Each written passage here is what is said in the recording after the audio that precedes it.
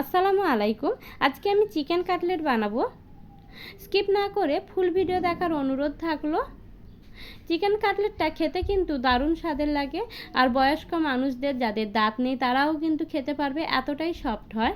Chicken cutlet বানানোর জন্য আমি প্রথমে কতগুলো বোনলেস চিকেন নিয়ে নিয়েছি, যে পাতলা পাতলা করে কেটে নিয়েছি। নিয়ে আমি আলতো আলতোভাবে থেতো করে নেব। আপনারা যে যেমন পারেন শেপ দিতে পারেন। একটা ভারী কিছু দিয়ে থেতলাতে হবে। এভাবে আমি থেতলে নিয়েছি। আলতো আলতোভাবে থেতলাতে হবে, কেন কি জোরে যেন না ইয়ে করা যায়, কেন কি জোরে থেতলালে মাংসটা ছিঁড়ে যেতে পারে। আমার রেসিপি আপনাদের ভালো লেগে থাকলে আপনারা অবশ্যই লাইক কমেন্ট করবেন, তাহলে পরের ভিডিওগুলো বানাতে উৎসাহ পাবো।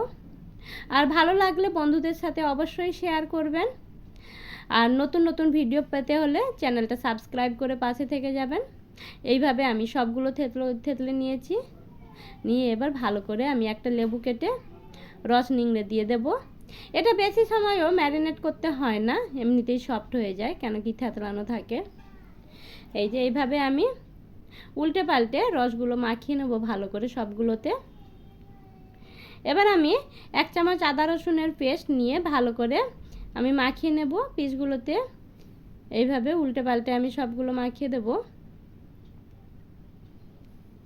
এবার দিয়ে দেব পরিমাণ মতো লবণ দিয়ে লবণটাও আমি ভালো করে মাখিয়ে নেব সবগুলো চিকেনের সঙ্গে।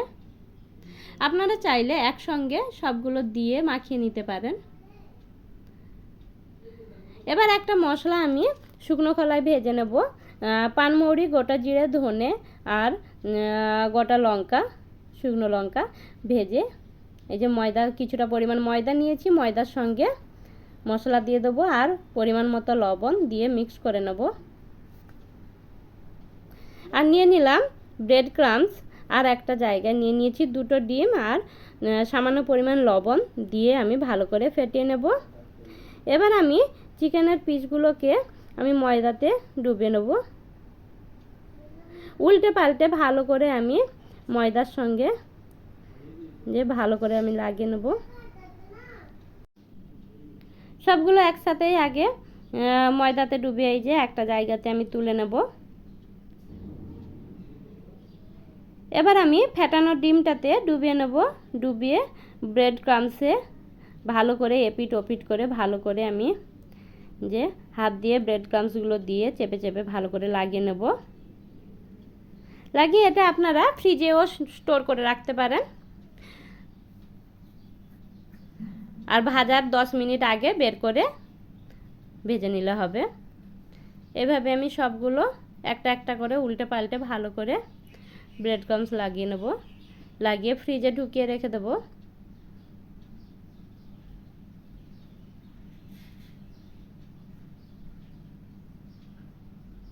এই যে সবগুলো হয়ে গেছে।